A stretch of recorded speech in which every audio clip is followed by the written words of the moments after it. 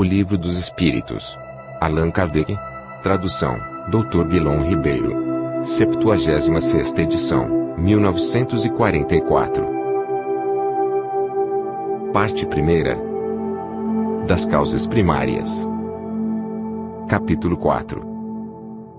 Do princípio vital. A vida e a morte. 68.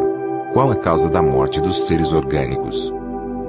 Esgotamento dos órgãos. A.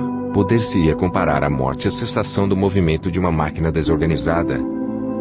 Sim, se a máquina está mal montada, cessa o movimento. Se o corpo está enfermo, a vida se extingue.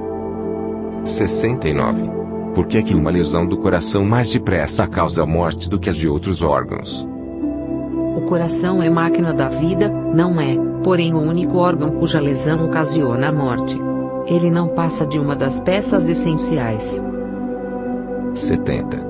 Que é feito da matéria e do princípio vital dos seres orgânicos, quando estes morrem?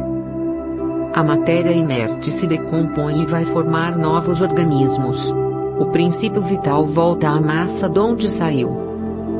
Morto o ser orgânico, os elementos que o compõem sofrem novas combinações, de que resultam novos seres, os quais aurem na fonte universal o princípio da vida e da atividade, o absorvem e assimilam, para novamente restituírem a essa fonte, quando deixarem de existir.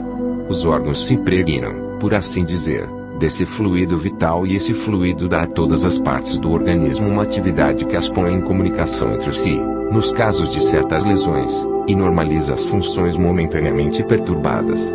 Mas, quando os elementos essenciais ao funcionamento dos órgãos estão destruídos, ou muito profundamente alterados, o fluido vital se torna impotente para lhes transmitir o movimento da vida, e o ser morre. Mais ou menos necessariamente, os órgãos reagem uns sobre os outros, resultando essa ação recíproca da harmonia do conjunto por eles formado. Destruída que seja, por uma causa qualquer, esta harmonia, o funcionamento deles cessa, como o movimento da máquina cujas peças principais se desarranjem. É o que se verifica, por exemplo, com um relógio gasto pelo uso, ou que sofreu um choque por acidente, no qual a força motriz fica impotente para pô-lo de novo a andar. Num aparelho elétrico temos imagem mais exata da vida e da morte. Esse aparelho, como todos os corpos da natureza, contém eletricidade em estado latente. Os fenômenos elétricos, porém, não se produzem senão quando o fluido é posto em atividade por uma causa especial. Poder-se então dizer que o aparelho está vivo. Vindo a cessar a causa da atividade, cessa o fenômeno, o aparelho volta ao estado de inércia. Os corpos orgânicos são, assim, uma espécie de pilhas ou aparelhos elétricos, nos quais a atividade do fluido determina o fenômeno da vida. A cessação dessa atividade causa a morte. A quantidade de fluido vital não é absoluta em todos os seres orgânicos. Varia segundo as espécies e não é constante, quer em cada indivíduo, quer nos indivíduos de uma espécie. Alguns há, que se acham, por assim dizer, saturados desse fluido, enquanto os outros o possuem em quantidade apenas suficiente. Daí, para alguns, vida mais ativa, mais tenaz e, de certo modo, superabundante. A quantidade de fluido vital se esgota. Pode tornar-se insuficiente para a conservação da vida, se não for renovada pela absorção e assimilação das substâncias que o contêm.